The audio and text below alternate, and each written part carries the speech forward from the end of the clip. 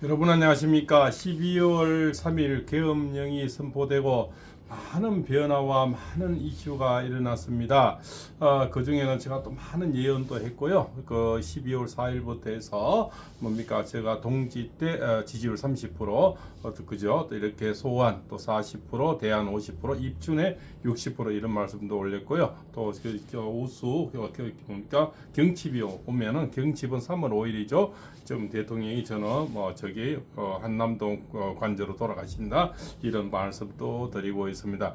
많은 변청 과정에서 거짓말도 지금 많이 나오고 있죠. 그 거짓말 중에 이제 대표적인 것이 뭡니까? 각종근의 그저 의원 인원 또 그죠 이렇게 여러 가지 없고 말이 바뀌고 국회의원 몇 가지 말을 바뀌면서 또 버벅거리면서 또 뭡니까 또 눈물찔찔하는 이런 어떤 제수처 이런 거에서 왔다 갔다 하면서 거기서 거짓말 하나 들통났고요. 그 중에서도 가장 좀 시대적으로 이름 나물 그지 않습니까? 홍두깨인지 홍두껍인지 모르겠지만 이자의 어떤 거짓말은 앞으로 대대소 자손 그 자손 몇백 년 지나도 이런 그죠 북천 물장수 같은 있지 않습니까? 봉이 김삿갓이다 이렇게 김선달이 되겠죠. 하여튼 이렇게 했습니다. 하여튼 그러니까 대동 강물 팔아먹는 이자가 아닐까 생각이 됩니다. 그죠? 이것이 이제 바로 왼손잡이가 오른손으로 썼다는 뭡니까 이게 홍장원의 글씨죠. 그죠? 이것은 뭡니까 국정원에는 다 이렇게 씁니까? 국정원에 근무하시는 분들 보시면 아시겠죠. 국정원 같은 데는 데이터가 확실해서 그렇지 않습니까? 더 정자체로 써야만이 보고를 할 수가 있겠죠. 이것을 가지고 만약에 차장이 같으면 1차장 같으면 3차장이든 2차장이든 그렇지 않습니까? 국정원장인데 보고할 때 이걸 자기 글씨로 과연 보고를 할 수가 있겠습니까? 자기도 모르는 글씨를 어떻게 보고를 한답니까? 그러면 그런 정보기관에 있는 사람을 아주 정자로 써야만이 본인이 다른 사람에게 보고를 할 수가 있겠죠. 이것을 그래서 왼손잡이가 오른손을 썼다. 또 이것이 이제 한 5가지 6가지로 변천을 하죠. 변천하는 과정에서 이제 오늘 이제 골자의 얘기는 뭡니까? 바로 홍장원이 글씨가 그 다음에 변천된 글씨는 많이들 봤을 겁니다. 변천된 글씨가 이제 박선현의 글씨냐 아니냐 이것을 지금 따지는 거죠. 그런데 이자는 홍장원이는 육군 사관학교를 나오고요. 특전단 그죠? 특전단 707 특임단에서 대위로 예편할 정도로 그렇지 않습니까? 아주 그 육군 사관학교 나온 자들은 또 이런 글씨를 쓴다. 이것 또한 말이 맞지가 않죠. 육군 사관학교는 그죠? 이 밥 먹는 것도 완전히 절도 있게 먹는 그런 사관학교인데 글씨를 이렇게 쓴다. 그렇습니까? 육군 사관학교 나와서 미쳤는지 그죠 구설을 해가 내림굿을 받았는지 알 수는 없지만 이것은 그죠 이렇게 무속인도 이렇게 글씨를 이렇게 쓰진 않는다 이렇게 볼 수가 있죠. 그래서 이인호 중앙대 법학전문대학원 헌법학자가 이렇게 말씀했습니다. 이번 대통령 윤석열 대통령이죠. 탄핵 심판은 과거 2004년 대통령 노무현 탄핵 심판과 2017년 대통령 박근혜 탄핵 심판과는 질적으로 다르다 이렇게 말을 했고요. 또 대통령의 권한에서는 외교권, 조약, 비준권이 있죠. 전쟁권, 선전 포고권이 있고요. 그다음에 국군 통수권이 있고 비상대권이 있죠. 긴급 명령권이 있고 계엄 선포권이 있고 그다음에 사면권이 있고 훈장 수여권이 있다. 그러면 여기는 비상대권에 들어가겠죠. 계엄 선포권에 들어간다는 겁니다. 이거는 바로 대통령법에 지금 권한법에 나와 있다는 겁니다. 대통령 권한 쪽에 들어가는데 계엄을 했는데 이자들이 이제 내란이다 이렇게 덮어 씌우는 거죠. 덮어 씌우는 과정에 이제 이런 자들이 나오면서 연극과 어떤 여러 가지를 획책을 했는 겁니다. 그래서 박선원이 제가 이제 운명을 또 보니까 이 달이 바로 이제 무인달이 되고요. 다음 달이 이제 기묘달이 되는데 우리가 3월달 중에 헌재에서 선고가 나온다 하지 않습니까? 이자의 어떤 운명을 보니까 지금 이 달에는 이자가 관제 고소를 해서 똘똘 말리는 그런 모습입니다. 그래서 무슨 얘기를 하고자 하면 제가 국힘당에서 벌써부터 이자의 어떤 홍장원의 글씨가 필적 감정을 해야 된다. 제가 한번 오래전부터 얘기를 했습니다. 홍장원의 글씨를 필적 감정, 이 글씨는 아니겠지만 다른 글씨 또 있지 않습니까? 필적 감정을 해야 되는데 국힘당은 지금 또 당 차원에서 하지 않으니까 누가 합니까? 신의 한수 신혜식 대표와 그자서 미드워치 변희재 대표 두 사람이 지금 필적 감정을 넣어놨는 걸 알고 있습니다. 그 감정이 곧 나오는데 그 홍장원의 글씨가 박선영의 글씨가 맞느냐 아니냐 저는 100% 맞다고 예언을 해드린 겁니다. 이자의 운명을 보고 얘기하는 겁니다. 이자의 운명이 지금 관제 구설을 해서 이제 구설수에 빠지는 그런 운세가 되는데요. 또 다음 달까지 시간이 좀 늦게 나온다 하더라도 기묘달, 지금 달은 무인달이고요. 다음 달은 기묘달인데 기묘달에는 형사에 갇히는 그런 운이라서 이자는 뭡니까? 시대의 망신살로 빠지는 겁니다. 망신사는 뭡니까? 바로 본인의 글씨를 가지고 본인이 홍장원의 글씨다 해서 최고 먼저 빨리 방송을 했는 자죠. 본인이 글씨를 가지고 홍장원의 메모를 하고 먼저 책이 일본을 얘기하는 게 박선일이란 말이죠. 그럼 자기 글씨를 홍장원의 글씨다 얘기하는 이런 이제 형태가 되겠죠. 그래서 곧 아마 결과가 뭡니까? 글씨체가 홍장원의 그 글씨인지 박선일 글씨인지 바로 그죠? 곧 나오리라 봅니다.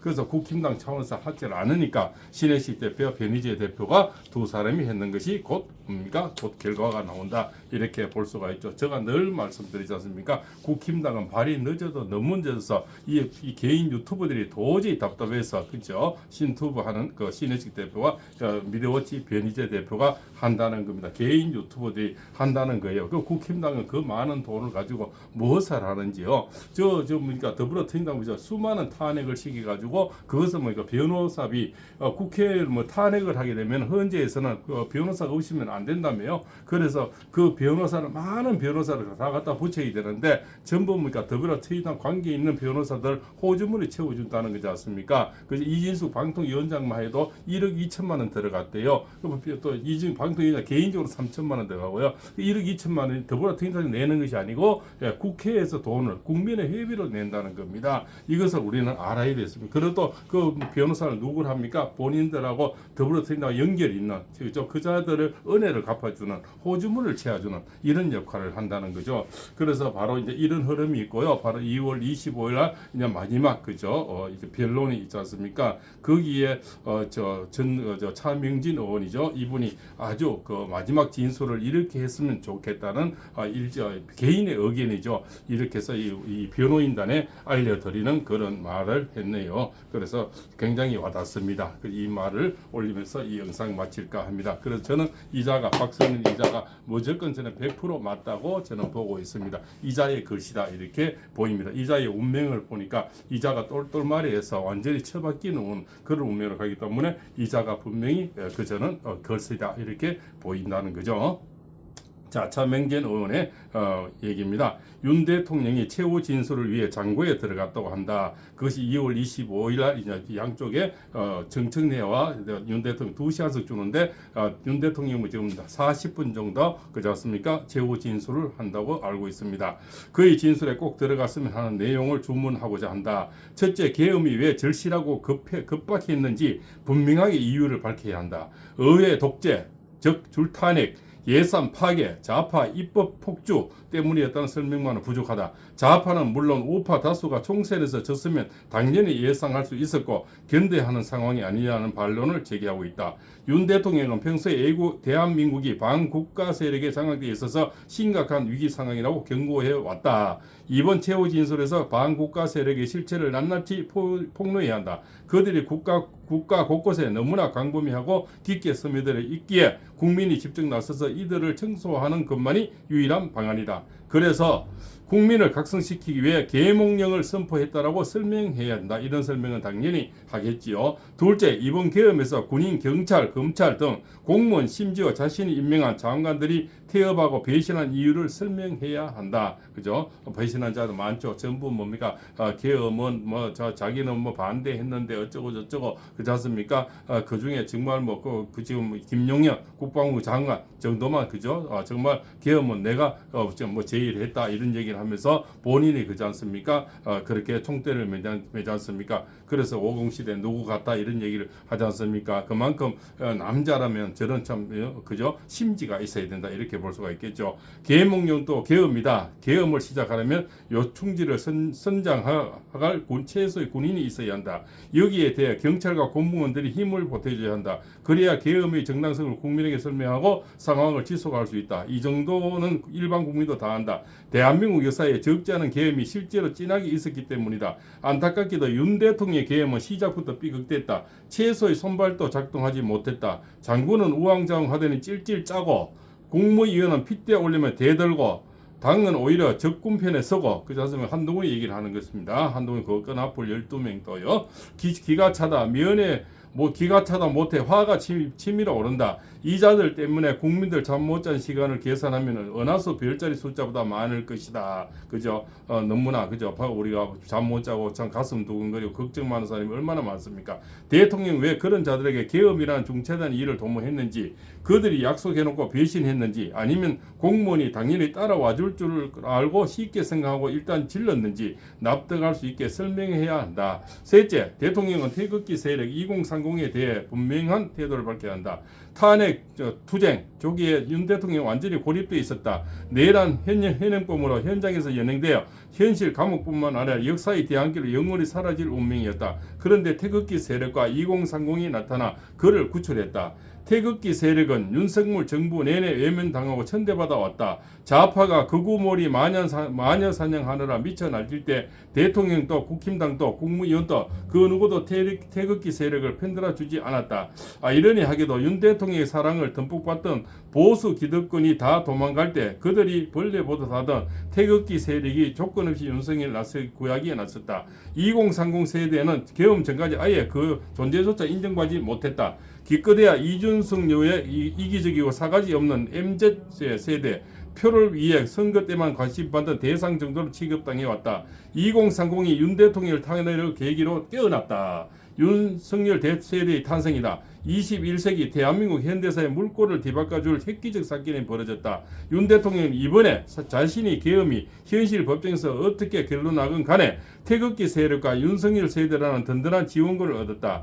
대통령을 한 번 더 해도 이만한 성과는 못 거둘 것이다. 단 윤 대통령은 이들 세력의 정치적 역사적 존재 가치를 인정해야 한다. 그들은 한 딸이나 개딸처럼 윤 대통령의 단순한 지지자가 아니다. 윤 대통령이 가는 길, 자유민주주의 수요의 길에 동참하는 동지들이다. 윤 대통령이 앞으로 자유민주주의 길을 계속 가겠다면 이들이 정치 세력과 다음 과제이다. 본인이 어떤 개인적인 운명에 처하건 그 일에 일조하겠다고 다짐해야 한다. 그래야 계몽령이 일시적 사건이 아니라 자유민주주의를 위한 투쟁의 시작이 있음을 알리는 거다.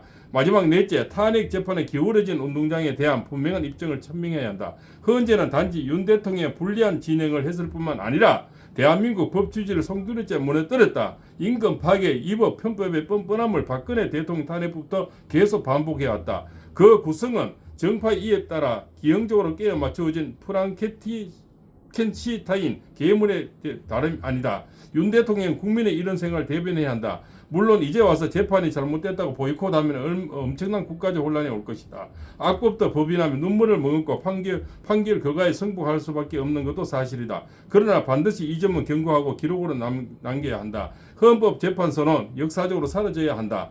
판결이 어떻게 나든 간에 위법한 진행을 한 사람들은 그에 상응한 처벌을 받아야 한다. 그래야 정의가 바로 선다. 이렇게 했습니다. 그래서 이 글을 변호인단에게 전달됐으면 하는 마음 간절하다 이런 내용을 얘기했고요. 그 결국적으로는 이 마지막 이제는 25일이면 내일 모레쯤 되겠죠. 마지막 그죠 최후 진술이 있으면서 이런 내용을 또 이분도 답답한 마음에 이런 글을 올렸겠죠. 이런 내용을 첨가했으면 좋겠다. 물론 이런 글 정도는 다 첨가되지 않겠나. 그죠? 그래서 아마 대통령은 국민에게 어떤 신뢰를 또 이렇게 어쨌든 본의 아니게 결렬했는 죄송하는 말과 그죠 또 그 계엄의 당당성 이런 것을 아마 양쪽의 어떤 반환서를 얘기할 것 같고요. 거기다가 정책내 쪽에서 반론을 하는 그런 얘기가 나오지 않겠나 이렇게 생각이 됩니다. 그래서 박선현의 운명을 보니까 이자가 이달 다음 달 운명을 보니까 이자가 뭡니까 고등이를 차려가 불구속을 드러나는 그죠 아주 망신살이 뻗치는 운입니다. 그래서 망신살은 뭡니까 이자가 했는 글씨가 저는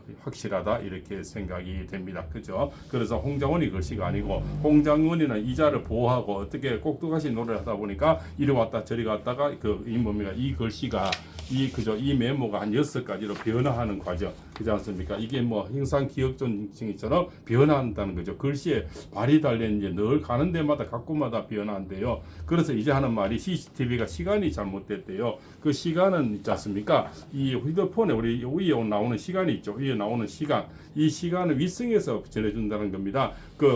저기 국정원의 시간도 그 CCTV 시간도 윗성에서 나오는 시간이기 때문에 시간이 착오가 나올 수가 없다는 겁니다. 그것 또한 거짓말이라고 합니다. 이 휴대폰은 본인들이 나오는 휴대폰 시간은 절대 우리가 조정할 수 없죠. 국정원의 그 CCTV 시간도 뭐 위성에서 전달하기 때문에 조정이 불가능하다고 합니다. 그것도 거짓말이라고 또 덜통이 났습니다. 팔봉서입니다.